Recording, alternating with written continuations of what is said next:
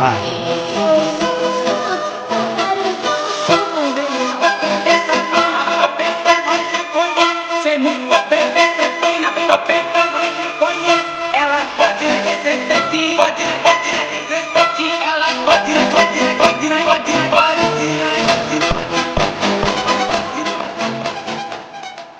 day mga ka-backyard, no?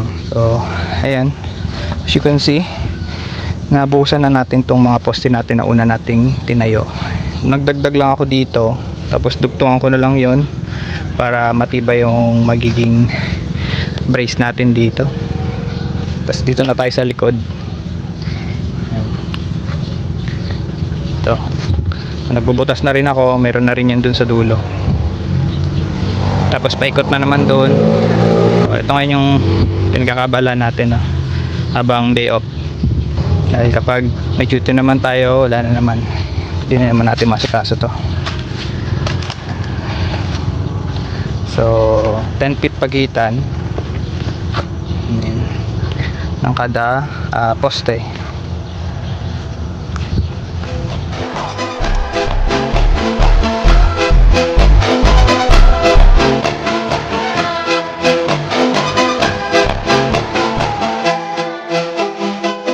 Yung isang poste mga ka-backyard, no? So patutuyuin lang natin to, tapos tatabunan na rin natin to. So kailangan kasi natin tong patuyuin para makuha ko yung kabilang dulo, para pumantay yung gitna. Kumuha ko ng kasukat na to, 2 feet yan, sa kabilang dulo na yun, kabilang poste 2 feet din. Tapos lalagyan ko siya ng lubid or nylon para yung gitna na tatlo ay pumantay.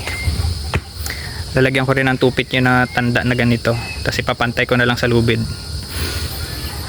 Ayun lang, bukas siguro tuyo na yan, maayos na natin to bukas. Yun lang sa ngayon, na-update ko lang kayo. Bye.